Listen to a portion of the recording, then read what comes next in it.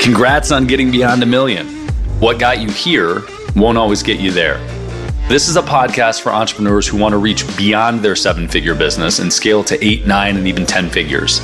I'm Brad Weimert, and as the founder of EasyPay Direct, I have had the privilege to work with more than 30,000 businesses, allowing me to see the data behind what some of the most successful companies on the planet are doing differently.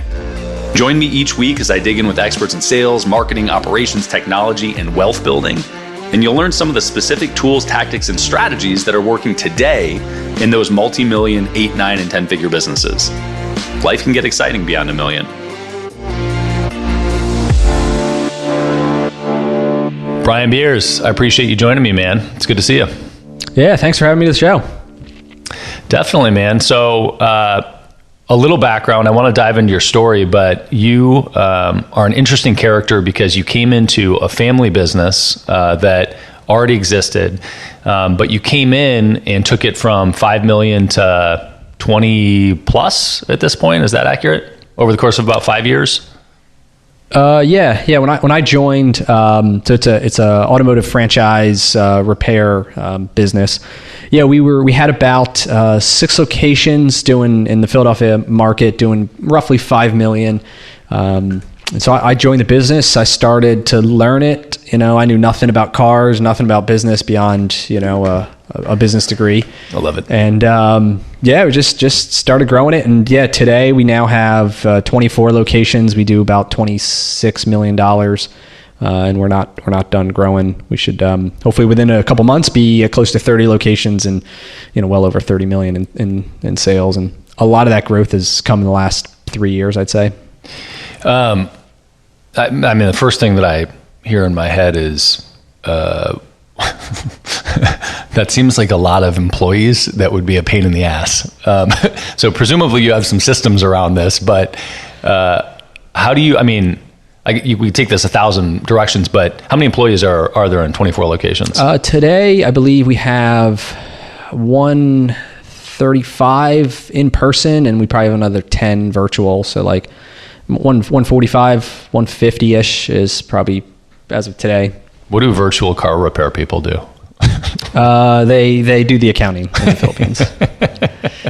Yep. Lovely. And some of the outbound calls, we're actually thinking about trying to build out a call center. We're looking at Mexico, but because we get tons of inbound calls, we get 4,000 calls a week that we track, and we track conversion rates and we track all this stuff. And some stores that convert really well on getting turning phone calls into cars in the bays, and some of the stores do very poorly. And so that's the thing that, as we get bigger, the economies of scale can kick in, and we're looking at it, but we've never done anything like that. So we got to learn it and figure it out. But that's the fun part, I think, about as you grow your business, you kind of get open to these areas of opportunity and efficiencies that don't make sense when you're small.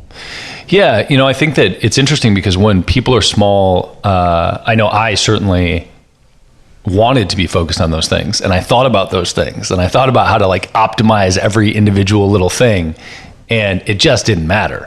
It was like, focus on the thing that's actually going to grow and drive the business. Don't worry about the details until you get to larger scale. And I had been told of going through that path, and sort of, I have a good friend who is a COO for hire. And so he'll come in and he does weekly contracts where he'll come in to just clean up operations for these companies, but week by week. And oh my God. Okay. I know it sounds like a horrific business model for him. But the comfort for the entrepreneur is what sells it, right? Because they think, hey, if this ever doesn't work, I'll just pull the cord. But his bread and butter is made on the sloppiness that gets generated throughout the growth of a business. In the delta of being small and those scalable items not really being relevant to what you're talking about right now, which is the economies of scale and how do we clean it up and make it a tighter ship. So you are now at that point, which is interesting. I want to get into that and also acquisition, but for myself and probably 1,000 other people, or more, give us the basics of how an auto shop, like the economics of an auto shop. How does it work? Where are the numbers? What does it look like? Yeah, sure. So kind of for us, on average, our stores do probably about $1.1 million of sales. On average, it nets maybe 10% after all the bills are paid. So on average, we're making maybe 100, let's say 100 grand, 110 grand a store with all this big overhead. And a lot of the stores we've acquired recently have been, lower performing stores. I mean, we're buying them and they're doing 500 grand a year, right? And so we got to quickly get these things up to making $1 million in sales. Otherwise, like we're losing money at 500. We're losing a lot of money. And so, on average, the big blended pot, that's what it looks like. But, if we can get these things to, our stores that do 1.8, that do 2 million, I mean, those can net 15 to 20%, right? So then we go in from making, 110 on average in a store to, $300,000, $400,000 out of a single store. So like within the same four walls with the same 6 lifts or 7, 8 lifts, right? Like the potential is significant. There's a significant swing of losing 100 grand to making 400 grand. And so it's all about just we're in the people business. I mean, we fix cars, but we're in the people business, and it starts like any other with having that good leader in the store who sets the expectations, who creates the culture of, being friendly and being transparent and communicating and, making sure our technicians are, doing the right thing. And, we kind of have this order of priorities that we train and that we want to be communicated, which is, if you come in for brakes or whatever it is, like the first thing we should talk to you about is what you came in for, is your brakes. But you also probably want to know the condition of your car. And then we go down to, hey, well, maybe your tires are completely bald and unsafe. You probably want to know about that, right? And you might want to know about some upcoming maintenance things that, hey, you don't have to do this today, but hey, if you want to take care of your car, kind of get prepared for, right? And so we kind of, have this philosophy and the strategy of we want to solve the initial concern first, but then we also want to keep them in the loop of a number of other things that they may want to get done. And if they can get it done with us because they trust us and, we do good work, that's great. And if they go and get it done somewhere else, like that's fine too. Anyway, so that's kind of our business model in a nutshell. So, okay. So I heard, variable profitability, right? Variable margin, which, seemingly, and correct me if I'm wrong, but that's because you've got some relatively high fixed overhead. And so you've got some margin, but as you pass a certain point, you've got opportunity for greater margin because the fixed overhead's taken care of and it's variable from there? Yep, 100%. Okay. That's correct. And so how does, that's helpful context. And so the goal really is to take these things and optimize them, because that's where the bigger margin is once you can get them humming and systems in place, people in place, then you have opportunity for more money. But you are focused on acquisition. So where's the driver? Is it both at the same time? Do you have people that are focused on optimizing each independent location? Or are you just like, hey, let's offset it by just getting a lot more of these things? Yeah, so it's kind of a combination. There's definitely this like stair step approach as we grow, because as we've gone from 6 to 9 to 12 to 24, like I said, we're 30 pretty soon. We need to add overhead at a leadership role. We just hired a CFO. We're talking about potentially bringing, having a COO come on board, and district manager levels. Right, we're adding levels of leadership at various capacities, and a lot of times, let's say we can. A district manager let's say he oversees 5 stores, to add a 6th store, like he can still handle that, right? So there's no additional overhead cost if it's within our geographical footprint, and we can kind of handle it without breaking, right? There is kind of a certain sweet spot where if a certain like district manager over so many stores gets too many, maybe like 9, 10, like then at that point, now we got to add another district manager, right? And so now we've got 2 guys over 10 stores. We got to, our costs get even more diluted if we add a couple more. And so 30 is kind of our target right now of where we think we can have a pretty good solid infrastructure.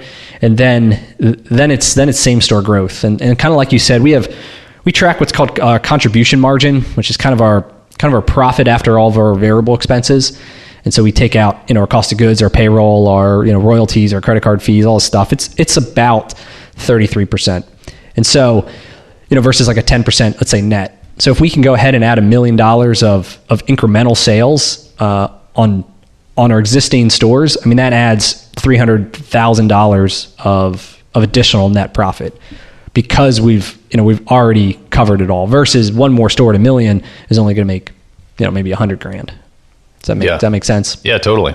And that's the aggregate, right? That's the portfolio of companies. Within one of the things that so I live in the sort of international marketplace or national marketplace. Like we're dominant. 90% of our business is U.S., 5% is Canada, 5% is the rest of the world. I imagine you don't have people from California coming to Philly to get their car fixed. Yeah. No. What's beautiful about ours is we it's 80% of our business is a 2-mile radius, and Crazy.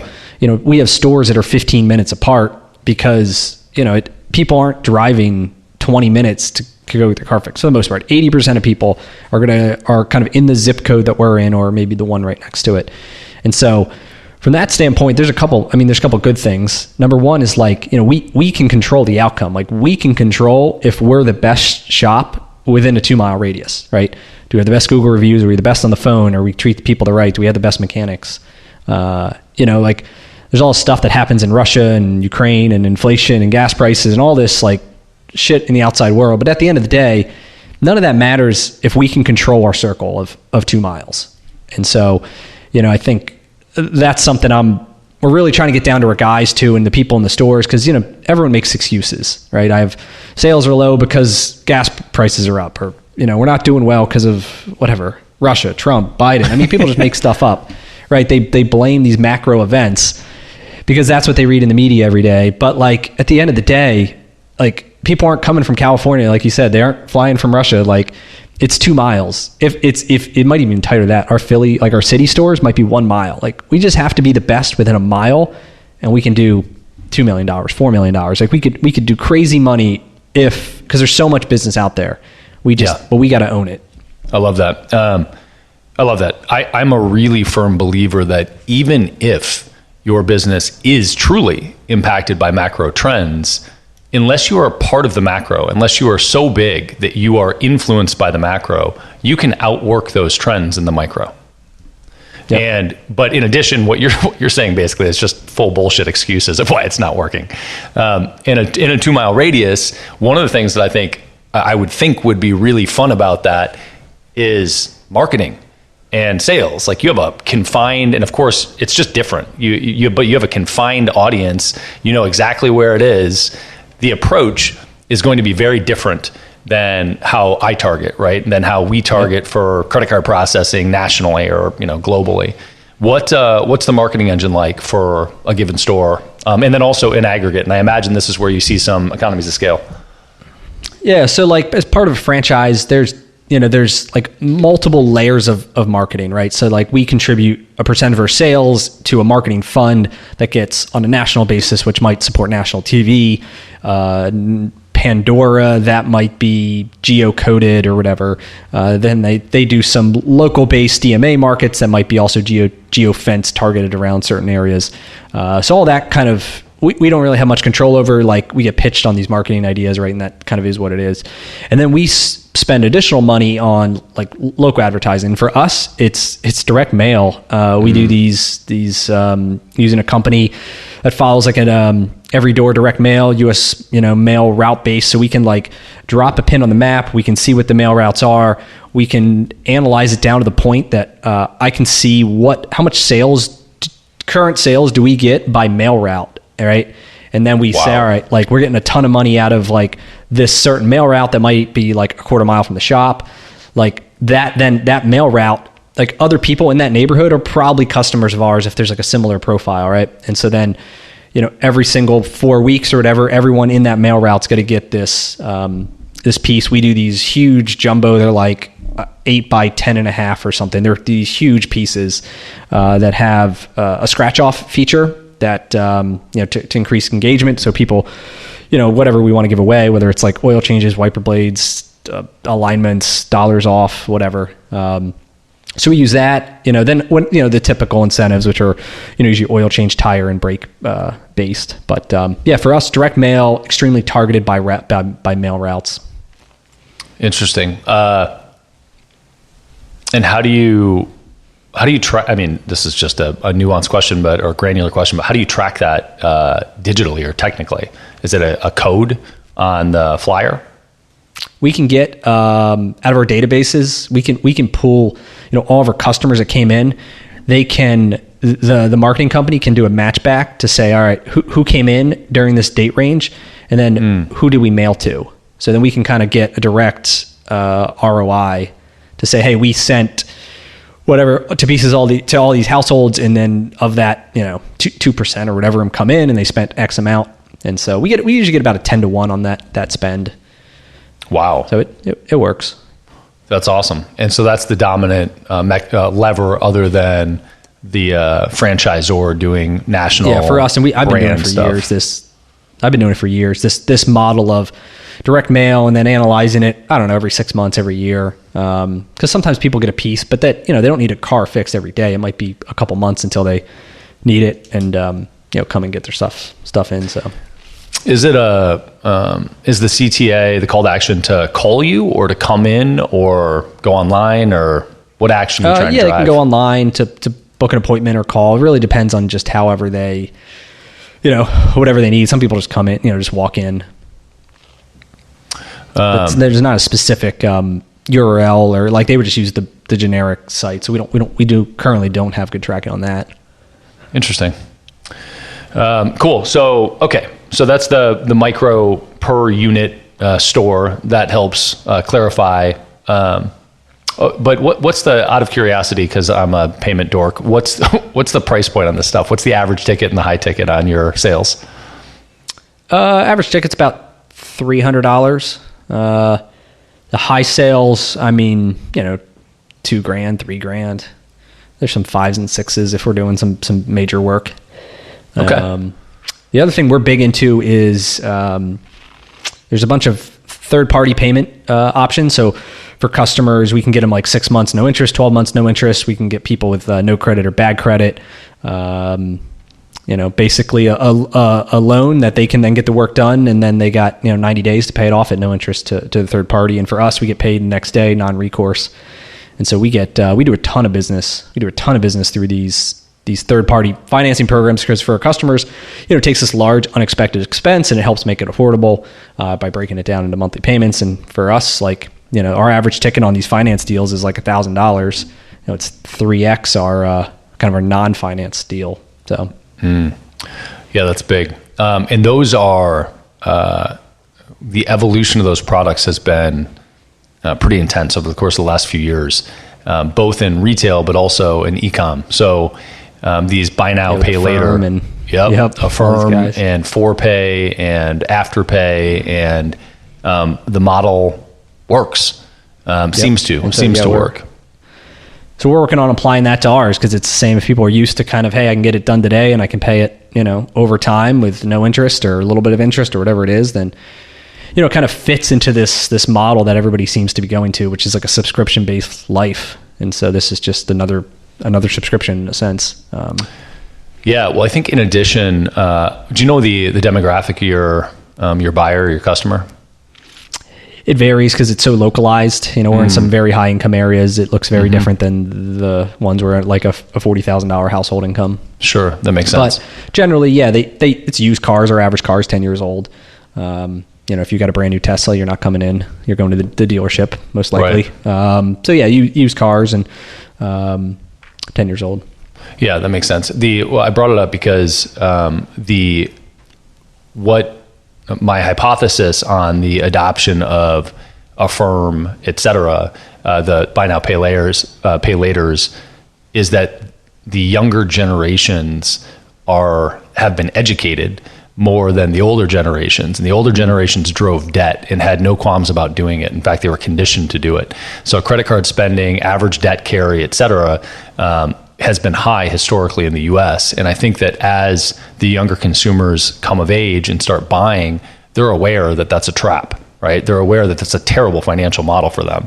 And so the opportunity to finance and not have to pay it all right now with no interest is sexy. And so we see people that are living, even if it's on a credit card, they're paying off their bill month over month and leveraging programs like this. Yep. And we see increased loyalty as well. And we talked about increased spend, 3x a spend, but they actually visit us twice as often too. So So Oh, wow. there's something that happens when it's like, I mean, like you said, hey, hey, this is good. Like they had a good experience. Like they didn't have to pay it all at once. They got to spread it out. If we can line up those things, make it easy for them, and they have a good experience, obviously, it works. So then we get a higher spend and we get a higher loyalty. So there's like a multiple effect on the lifetime value.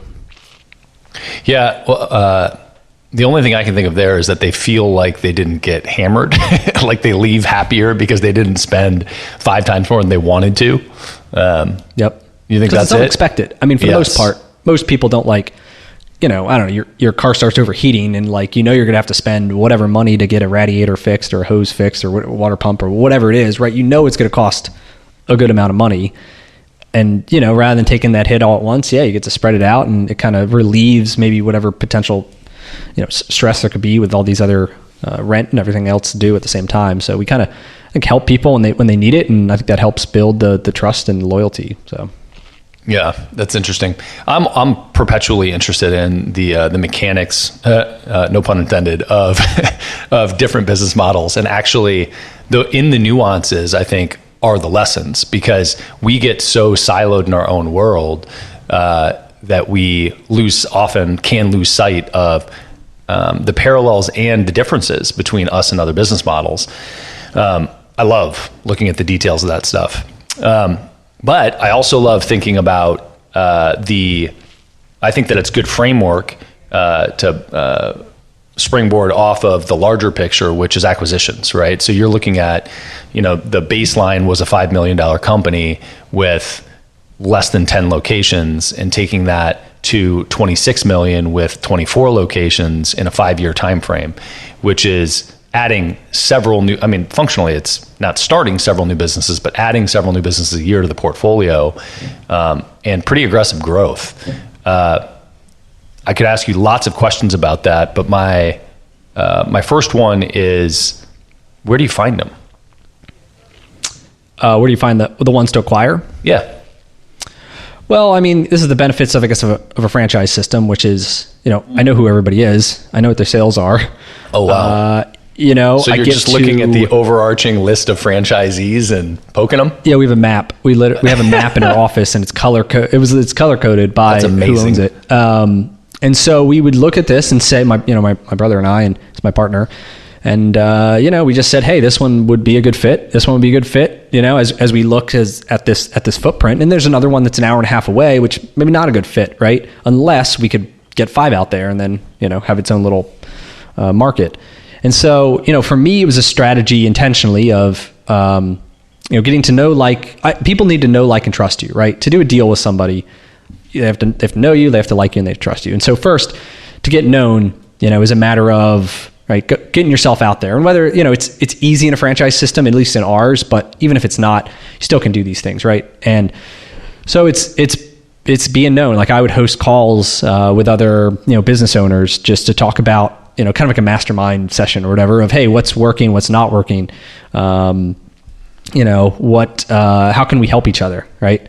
And a lot of that gets you known as a thought leader and creates trust when you're like just trying to get out and help people. And so, I'd intentionally create relationships with all the other people in the market and just try to add value wherever I could, whether what marketing we're doing, whether sales, whether it's how we're pricing things, and so, for me, that's so everybody knows us, right? And then at the end of the day, they see that we can perform, that our stores do well, that when we acquire stores, our goal is to keep all the people. And so for, a number of guys who've been in this business for many years, they have really great employees, and they want to sell it to somebody who they think is going to take care of them.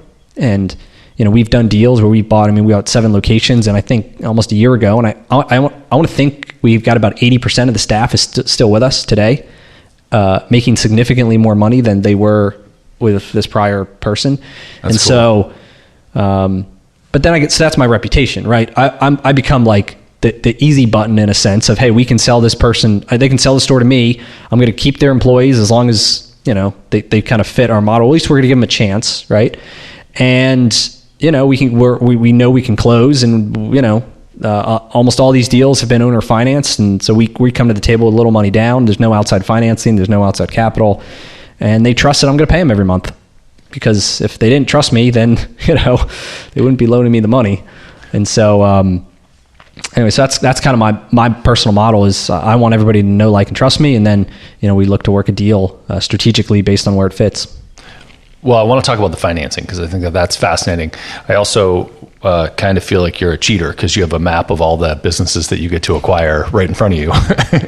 But there's actually, I say that in jest, there's actually a great lesson there, which is even though you, as being inside of this franchise world, can literally see those, anybody can actually do the homework and see all like businesses, right? Specifically, if you're location based, you could, Google industry this city, industry this state, right? Or whatever, pick the keywords.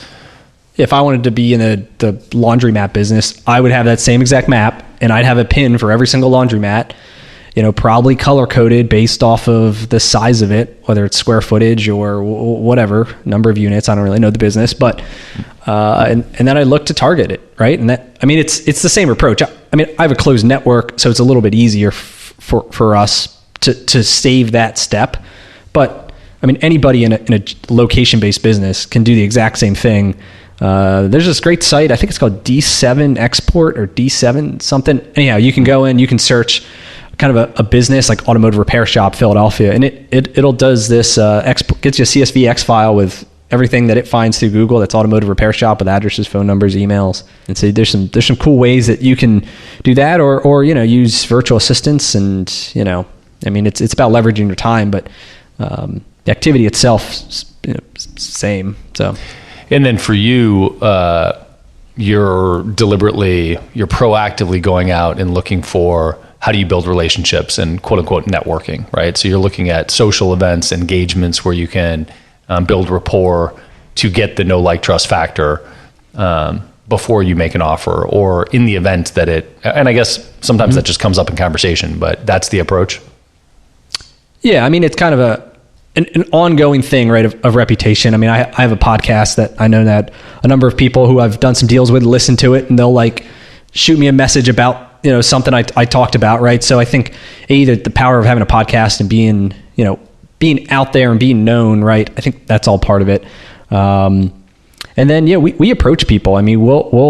We have this weekly deal tracker where we have every open deal that we're looking at and, in different priority levels, whether it's high, low, medium, whatever. And, even the one deal of 7, we reached out to that guy in December of 2020, and said, hey, do you want to, we were trying to buy one of his stores because it was in kind of our market. And he said, actually, I'll sell them all now. Right. So we intentionally reached out about one because we thought it fit. And then it kind of opened up this door to this a whole new market in Jersey. And then once we kind of had that footing placed, I sent an email to every single other owner in the market saying, hey, do you want to sell your store? And, I got a whole bunch of responses saying no, or hey, name me a price. And then a year later, one of the guys responded to that same email I sent him from 12 months ago and said, hey, I'm ready to sell my store now. And so, there's 3 locations we bought, this past January.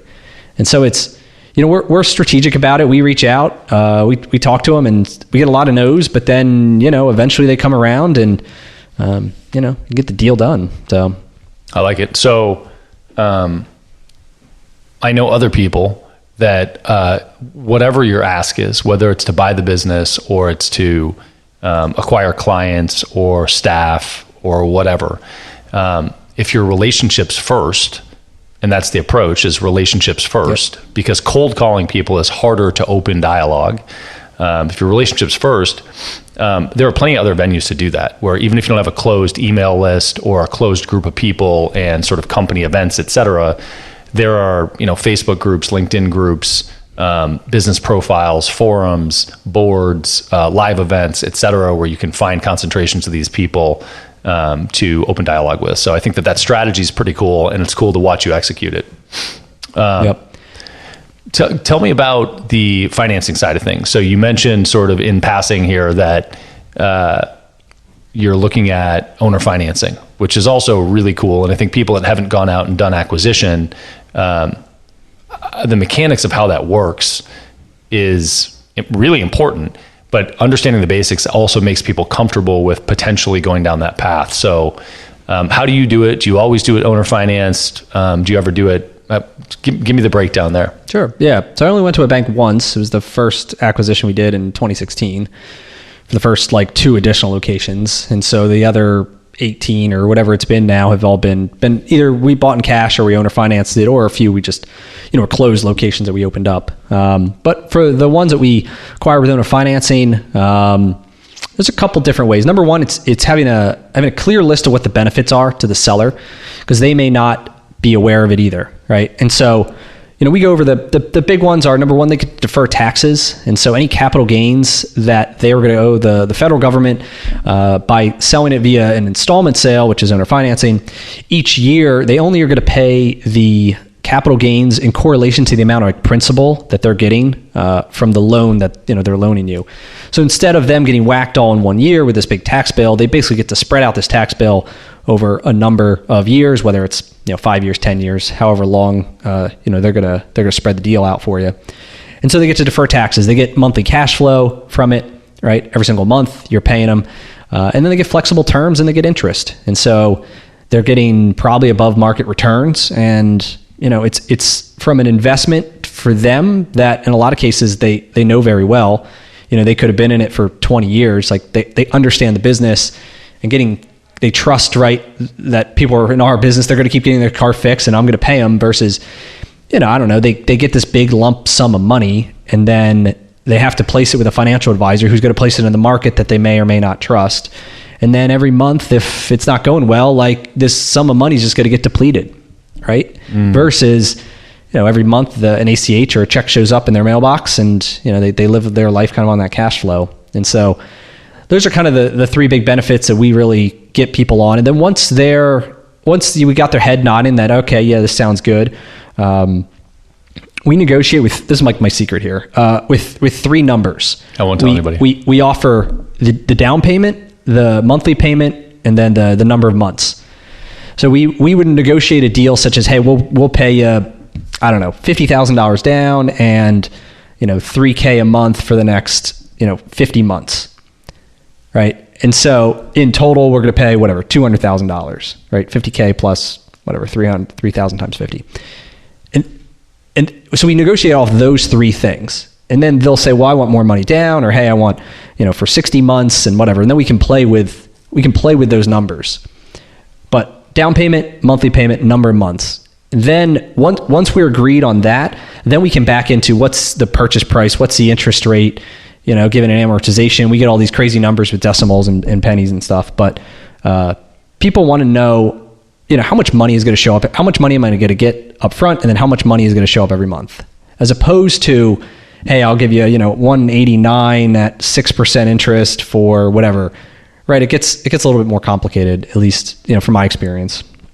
It gets more complicated for them during the pitch. Is that what you're saying? For them, the things that they're negotiating, right? Now they're negotiating a sale price. Now we're negotiating an interest rate and like a term of the loan, right? Mm-hmm. Now they're all versus have to be a finance expert as opposed to just know how to run their business. And down payment percentage, right? Versus, hey, I'll give you $50,000 down, $3,000 a month for the next 50 months. And they say, okay, well, and then we work off those numbers. And then once the buyer and the seller come to an agreement, then we turn it over into, what does the note look like? Like, what's the interest rate? We back into all the other aspects of it, of furnishers and fixtures and all the other reasons for taxes on both sides. But to keep it simple, to start, to have a conversation, get a negotiation off, those are the 3 numbers we work from. Yeah, that's great. One of the things that I see, and I think we can talk about some other investment strategies, but one of the things that I see with tons of different financial vehicles for wealth building, insurance vehicles, real estate syndication deals, commercial real estate deals, I mean, you name it. The financial lexicon required to communicate through those deals becomes intense for lots of people. But you need to understand it, you need to know it. And even entrepreneurs that spend their life in business don't spend their life in finance necessarily. So if you're talking to a body shop owner, it makes, or automotive repair owner, it makes a lot of sense that anything that leans in the direction of structuring a financial deal would stop the conversation, as opposed to get somebody excited to lean into it. Yep. And so, that's been a good approach for us, and like I said, it works. So cool. So, all right. So you have successfully done this and went from 5 million again to 26 as of late.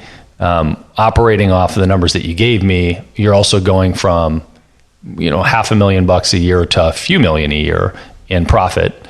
How has that changed? I mean, what do you do with it? So how have you leaned into investing and placing the money and making sure that you're making good choices there? Yeah, sure. So our, my philosophy has changed over the last couple of years, right? Sure. Like you said, we have more opportunities now. Part of it is being in a great group of GoBundance, where I think we have a number of mutual contacts. So I'm around a whole bunch of investors and guys doing amazing things that can open me up to a number of opportunities. And so, I always thought that real estate's the best place to kind of invest your money. At least a really good for a number of reasons. We try to do it on our own in terms of buying single family homes and some multifamily. And at the end of the day, it was like a lot of work for not a lot of return. Versus, my time's valuable, and I felt I was spending too much time with like bullshit stuff with tenants to like make no money, versus I should be spending that time on my business where I can make a lot more, right? So we kind of got out of that game and said, all right, number one, if we can invest back into our own business, buy more locations that fit our footprint, we do that. Number two, if we can buy the real estate that we occupy, right, and go to pay rent, to somebody, we can pay rent to ourselves. We do that. But once those two are kind of covered, then now I'm looking at a number of different avenues. We do some hard money lending to some people that we know, because we understand real estate, we understand debt, with this owner financing. So we do that kind of for now on the side, kind of for fun. When we invest in syndications, I have a number of guys I know in the multifamily and self-storage and hotels. I've invested into a coffee farm in Colombia, invested into some passive Amazon businesses. I've got infinite banking. I look at it in a number of different ways of how I can, diversify risk, diversify returns, diversify the amount of time that money's locked up for. I think is a key, especially when you get into private placements. Like, these aren't like liquid deals where you can put your money in and access it at any point, except for the infinite banking. Where, the money's going to be locked up for 7 years, 5 years, 3 years, 10 years potentially. And so it's a matter of, I think, really understanding what that means. And for me, I kind of look at it as like these building blocks to kind of stack of, I've got some big blocks that are money's locked up for a while. And then I've got some small blocks where I know there's going to be some more turn to it. Do you have some sort of, relative to that, relative to lockup, do you have some sort of, allocation across the portfolio of investments where you say, hey, this much I'm comfortable locking up, this much I'm not? Or how do you approach that? Yeah, so I had some rough percentages. I mean, it was on the syndication side, I want to have about 20% of net worth there. On the about 10%, I'd say, in the stock market. And I'm just like low cost index funds, super boring there, because once again, it's like a return on my time side. But then from there, it's kind of, I want, I don't know, 12 months of living expenses kind of liquid, and then everything else, I want to deploy it. And then it really depends on, if something comes along and does it kind of fit. And I look at four things. It's risk, return, time, and turn. And so we talked about turn, which is like how long the money's going to be tied up for. Look at the risk profile of it, of, what's the experience of the team, how do they have experience in this type of asset? Risk levels in terms of, even now it's like cap rates. Like if their plan is to like sell it at a 3.5 cap in 5 years, like I'm not doing that. That's too risky for my book.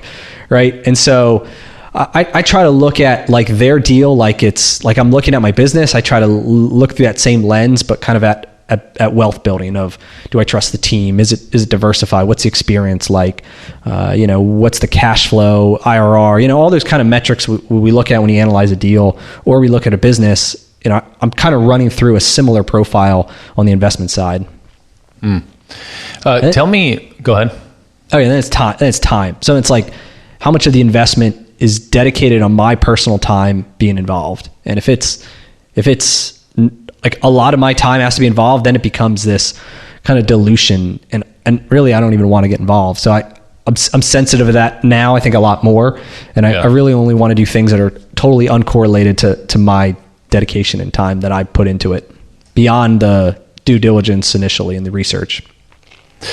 Yeah, I think that's wise. And I think that it's also a characteristic of active executors, right? If you're very occupied in your own business and you are actively executing in your own business, trying to get your hands in another business where you are the implementer, the influencer, whatever, is going to dilute your energy into your own business.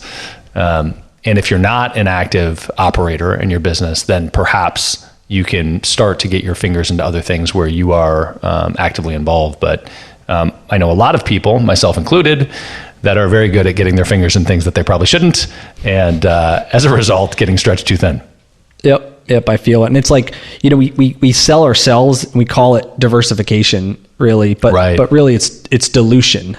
And so that's kind of how I look at it. If I need to be personally involved, it's a dilution versus diversification is, hey, this coffee farm in Colombia, I have no involvement in it, and it should make some money hopefully one day.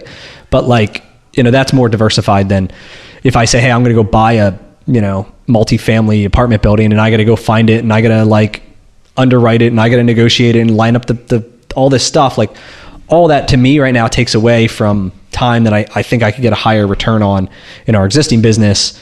And I can, right now I'm at a stage where, hey, I just want to place money with somebody who's going to do all that work and I trust them and they're going to execute. And yeah, my returns might be lower than if I did it myself, but I can get a higher return by taking that time and putting it, into growing our business, into adding a couple $1 million of sales. You know what I mean?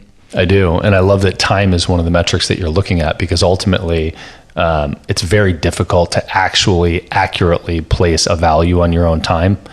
And there are different mechanisms that people use to do that. Like, what does your business make? What's the net profit divided by your hours? But really the other side of that is the distraction, the dilution of your focus. And the dilution of your focus is not linear. The dilution of your focus has many multiples to it. You break away for a minute to do something else, that switching cost is heavy. Plus that total income is actually a diluted income because you weren't focused.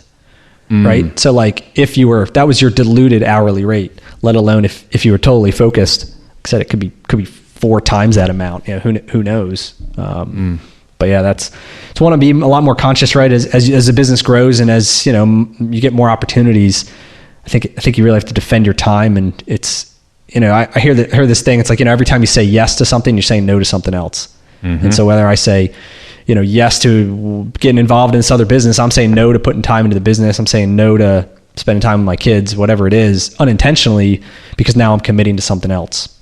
So just being conscious of that and making sure I'm only saying yes to the things that are going to give me the best return.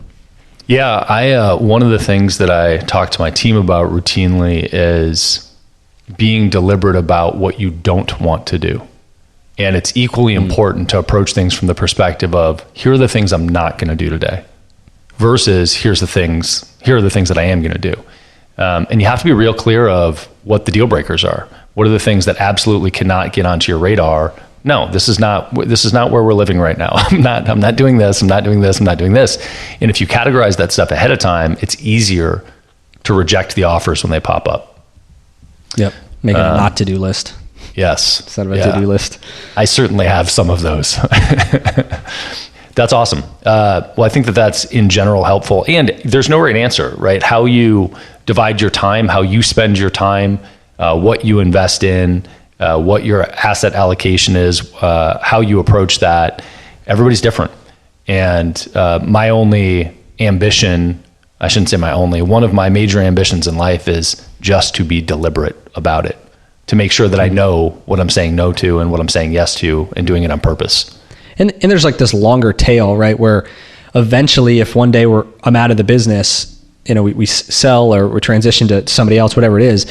If all of my passive income now is coming from these things that I have no involvement with, but have good returns, like I'm set up now to do whatever I want, right? Versus if all of my income is tied to things that I am personally involved with, like you can never really disconnect from a sense. You'd have to sell it all, right? Or transition all, versus if I've got this really good base of things that just kind of run without me, I get rid of my one active thing. Now I still got this solid base of income and freedom to do whatever I want. So I think there's a long-term tail there that's also at play. Yep. I mean, look, the flip side of that is that plenty of cash flow vehicles aren't going to have the same multiple on exit that, it's a different type of investment vehicle, right? There are real estate investments where really you're looking at future value, and that's the big win. And covering costs to hold it is the goal, and you're looking at the future value. And then there are others where cash flow is the goal, and you're not going to get the same increase in future value or the multiples in future value later, but the cash flow is going to be there and it's stable. Yeah, I think that more sophisticated investors, or as people spend more time building out a portfolio, design those portfolios deliberately.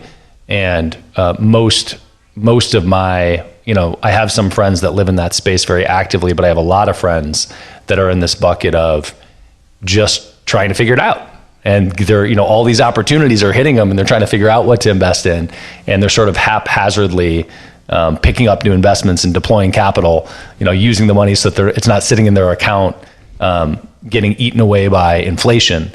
But I love talking about it because hearing people's different approaches is ultimately what informs and guides my decisions. So I like yours, which is stay focused on the damn business and be hands off on the investments that hopefully have cash flow in the future, and keep the money working. And some cash flow today. I think for me, it's kind of a balance. Like I don't need the investment cash flow, right? So but I want the growth. I want, the opportunity in a number of years to start doubling down on every one of these. And because I kind of figure, hey, I can make the money we need to live off the business, and then these things are kind of the plan for tomorrow kind of mindset. Now I do have some that cash flow, okay, but then I've got others that it's minimal, but that's fine, because I know, I understand their business. I know there's a long-term play here, the ones that hopefully will pay in the future for many, many years. And so I think it's just balancing. It's like knowing what you need, and I think just balancing it out rather than saying, oh, everything has to cash flow 10%. Well, like you said, you're going to miss out then on these pretty good ones that have multiples, or, you get some things that cash flow like nothing, but, could give you a 4X, 5X, 7X, you just don't know. But right. I think that's why it's partly of having a good little mix of it. But even for like the scatter approach, like you mentioned, part of it is a learning experience. Like it's really hard to learn this stuff, in my opinion, unless you just start doing it. Like you invest whatever the minimum is, 25,000, 50,000, whatever it is into some of these deals, and you read through all the documents, you ask questions, you get to, you see what you like, see what you don't like. That's the only way, really. I mean, you can read all the books, you can listen to the podcast, but like, I don't know, for me, I'm a learn by doer, not necessarily learn just by listening. So I think it's a good approach, and, a way to kind of break the chains of Wall Street, and they want to control all your money and pay your investment advisor 1 or 2% to place it in mutual funds that take another 1 or 2%. And then, when it goes wrong, it's the market, it's not my fault, versus, you controlling your own money, making your own decisions, and, taking responsibility for it. Often, unless you have your own money at stake, you don't have your own emotions and intellect involved. And I think from my own perspective, when I'm investing, you said it's important to, or you don't learn until you get into a deal, and that's your best way to learn. For me, that's why. Once I've put money into it, I'm invested emotionally in the intellectual pursuit of understanding it more. And you really don't go down that path until you're actually in a deal. So you can assess all you want, but once you have money on the line, then you're tied into it in a different way. And I think that the financial advisors in Wall Street don't have their money involved, so they don't have an emotional connection to the outcome, at least not in the same way, right? They do have the intellect part, but they don't actually care that much because they're going to take their 1% every year regardless, for example. So I'm totally with you on that. I think that that's probably the worst vehicle ever for an entrepreneur, for somebody that wants to have control. I think that, index funds or other funds aren't a bad approach for kind of a stable backbone, low yield for a lot of the population. But for business owners that are used to having control over the future and what they're doing, these are awful vehicles. It's like you're going to hire a terrible employee to run a business for you for a mediocre return, and you're going to pay them a salary no matter what. That's the proposition for most of the stock market. Yeah, and I view it as like for entrepreneurs. I kind of touched on this earlier, but it's like we have all of these great skill sets, right? We can analyze risk and reward. We can diversify. We know how to kind of build a team, manage a team. We understand cash flow and like metrics and money and like, we know all these things. We apply it to our business every single day. And my thing is like, I'm going to apply those same like philosophies and fundamentals to building wealth, which is I want to look at a team, and the team I'm going to build is going to be, my wife, she's got to be on board. She's got to agree with everything that we're doing here. Otherwise, there's friction, right?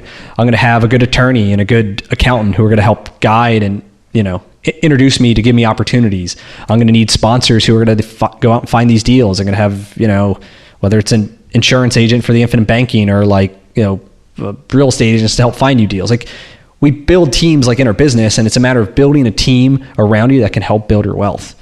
And especially when it comes to like the professional services, I mean, I look at it as, hey, are they a deal maker, like, or are they a deal breaker? And over the years, we've switched multiple times now, especially on the accounting side, because I found all the accountants were like, they were in this mindset of let's save money, let's save all your depreciation. And for future years, we don't know what's going to happen. And I'm the mindset of like, I want to pay as minimal taxes this year, and then I'm going to figure out next year, because like I'm in this growth mode. I need to save cash so I can go and redeploy it because I know I'm going to do it. And like, so they were breaking deals. Like they were giving me advice that I just totally disagreed with and wouldn't change your approach even with my recommendation. Right. So in my sense, it's a deal breaker. So I got to, drop them. And now my new accountant, like we want to do hard money lending. They work with other hard money lenders. He's making introductions for me so I can learn more about the business. Right. So I think a lot of it is like you build your team of wealth side and analyzing, are they helping you along or are they not? And just go out and finding new people that will support you in whatever that vision is. Yeah, I think that that's massively, massively important. Most of the successful entrepreneurs that have gotten to the stage of sort of building wealth and strategically building wealth have a team around doing it.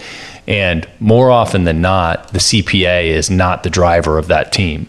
It's somebody else helping with wealth strategy or advice, maybe a tax attorney, and the CPA is then critiqued more to not just be a historian. My friend Garrett is a big vocal proponent of critiquing CPAs for typically just being historians of telling you what you have done in the past with your money. Oh, 100%. Yep. And so, having a good one, if you've got one, don't tell anybody, but tell me later. And honestly, I think it's my responsibility as a business owner to learn about what the techniques are. And then I'll go to him and say, all right, this is what I learned. This is how I think it applies to my business. Is this legal or not? And it's his job to kind of get us out of the red zone and into just like the gray zone here, And I think that's my responsibility. I think there's a lot of people who like are always looking at their account for, all right, what should I do next? What should I do next? And like, I mean, how many businesses do you think they do tax returns for? 100? Or like, do they really know the intricacies of all yours and all these opportunities and the things you're looking at and your thoughts? And like for 100 clients, probably not, right? So I don't know. I'm in the mindset of I'm going to take responsibility for my own tax bills. I want to learn all this stuff. I'm going to go to him to say, hey, this is what I think I want to do. Tell me if I can do it or not, or tell me how I can do this, and then I'll decide if I'm going to do it. And so I love your ownership. Yeah. Go ahead. Even when you look at real estate. Yeah, well, like the real estate professional status, right? Sure. Or looking at how we can make short-term rentals into active income through an Airbnb strategy, right? There's all these different ways. They're kind of gray areas, but if done right, can save you huge money with cost segs. But all that stuff, it's hey, this is what I learned. This is what I think I can do. Tell me how this applies or not. Versus me just sitting on my computer waiting for him to come and tell me about this strategy, like that's not going to happen, like. Well, okay, you opened like 7 doors just now, and we can't go down all of them, but we can't open all or go through all of the doorways. But I love the ownership in general, right? At the end of the day, periodically I'll have a staff member say, well, that's their fault or that's my fault. I'm like, well, no, it's my fault. It's always my fault. Everything is my fault. Ultimately, I set up the system. Everything rolls back to me, no matter what. But yep. In the situation of taxation and wealth, et cetera, that also kind of flies in the face of this notion of stay focused on what you're good at, build the business, build this one thing, and outsource the rest. Now, so how do you think about that? Or is this like, oh shit, this actually is a distraction? I mean, clearly you're building the business for the sake of, at least in some part, for the sake of revenue, wealth, et cetera. So do you just see that as an extension of the business and the profitability? Or I just see it as an extension. And it's also kind of when you get into, how are we going to build the wealth? How are we going to diversify? I mean, not that you invest purely for a tax benefit, but like if I'm going to say, all right, I'm going to get down a certain path, are there some benefits here, right? And being in a group where you can find people who can help you with all that, I think is great. Even now, like huge. I'm learning about oil and gas, like invest in these oil and gas things in a certain manner, and you can get 70% write-offs against your active income, right? Or I don't know. There's all these crazy ways and things you can do, and for me, it's like, all right, I want to invest, I want to get cash flow, I want to say, does it help me on the tax side? And so there's this other aspect of, I mean, once you learn it, like. It's not like you have to relearn it every single year. Right. I mean, some of this stuff, you start to understand, the different areas, the big buckets, and then it's a question of, at what point do you decide to pivot to put some more, emphasis on that strategy? Yeah, on one versus the other. Yeah, that makes sense. I agree with you. You don't invest money for the sake of taxes. Generally. However, this is a horrible oversimplification. And so, don't run to the bank or the CPA with this, but look, if your tax rate is 40% and you can eliminate 40%, but your return is only 4 instead of 12, well, guess what? That math works pretty fucking well. So there is rationalization for investing for the sake of taxation. You just have to be careful that you're not making a stupid investment just to defer. And there's a difference also between deferring tax and eliminating tax. And so I dig into the details of those things, but there's something to be said for that for sure. And a cost seg is an example, and I didn't really want to open the door of cost segregation. I know I've talked about it before on the show, but why don't you give your rough overview of cost segs on a commercial building or whatever, however they play into your world. So there's a couple different ways. So what is cost seg? Really, it's the ability to accelerate depreciation. So instead of, we buy let's say one of our shops, it takes 39 years on average to take that cost and, split it over 39, and every year we get a deduction. Cost seg, come in, pay a guy, whatever, $3,000, $5,000, whatever it costs. He gives us a report that says, hey, instead of spreading this cost over 39 years, we can front load and give you like a 70% of the building's expense on the first year. And then maybe you're only taking a smaller deduction on the next sequential, 10 years, 15 years, 39 years.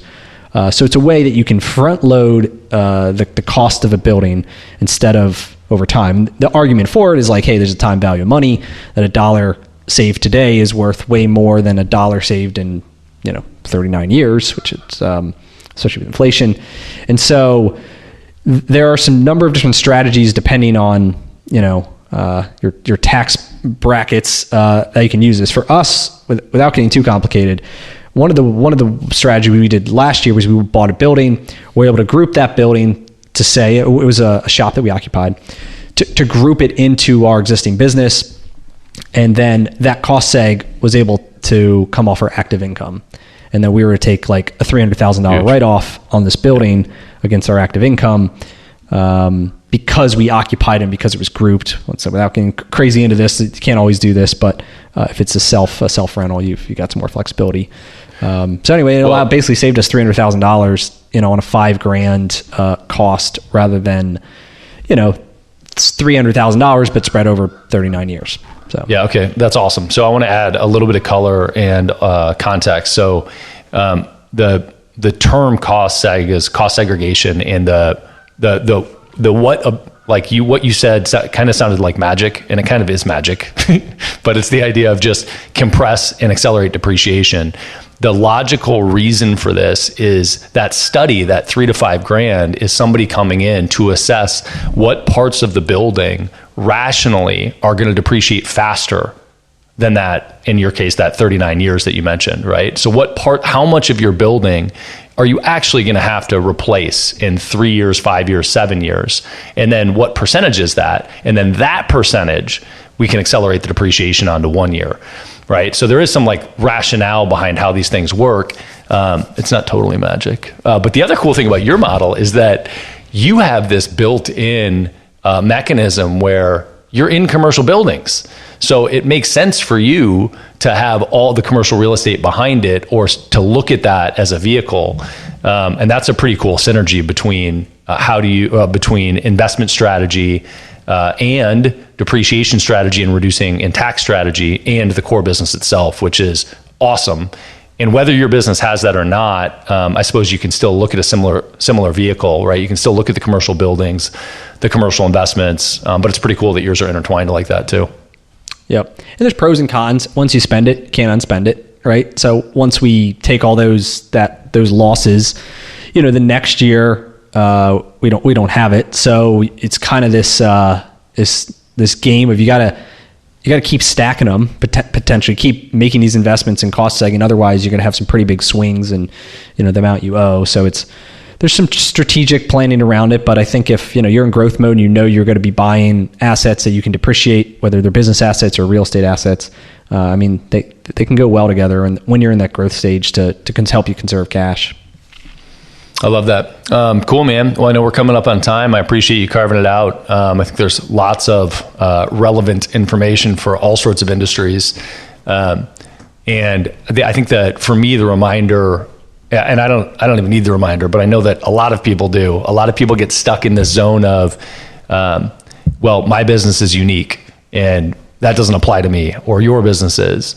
But I want to challenge all entrepreneurs to take lessons from literally every other business out there, and the rest of life for that matter, but every other business out there, because at the core, it's still sales, operations, marketing, technology, and tax, right? At the core, it's still these operational pillars or business pillars that allow the business to operate. And the question is, what lessons can you take? And there have been a ton here that I think are super valuable. So I appreciate you carving out some time, man. Yeah, no, I appreciate you having me. And yeah, you're totally right there. I mean, I think that's one of my biggest reasons I've been able to grow pretty quickly, is just trying to learn from as much, as I can from different people, different industries. I mean, like I said, I enjoy looking at other ones to figure out, what can I apply? Because I think sometimes, even if I only talk to auto shop guys, we all kind of live in this own little bubble.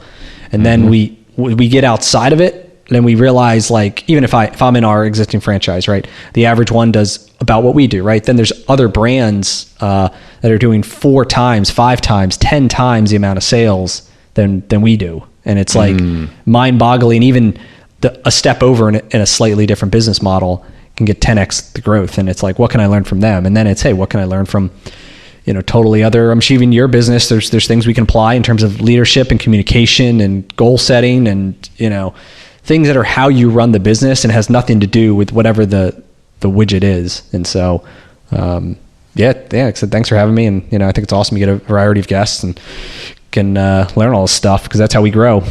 Definitely, man. Where can people find out more about you? Tell us the podcast, your site, wherever you want to point people. Yeah, so I have a podcast as well, Business with Beers, on all the major platforms. They can go to find me on Twitter, Brian Beers, or just brianbeers.com, and all my links are from there as well. So pretty easy to find there. So cool, man. Well, I appreciate it. Thanks again for carving out the time. All right, well, cool. Thanks for having me, Rad. If you learned one thing on this episode, share it with another entrepreneur. They need to hear it. Also subscribe so that new episodes just show up on your phone. It's a lot easier that way. And if you want the really good stuff, check out our free BAM! Tactics and Strategies course. It's where we curate the best tips, tricks, and tools that our guests know, whether they've shared them on the podcast or not. Just go to beyondamill.com. You'll also find previous episodes and show notes at beyondamill.com.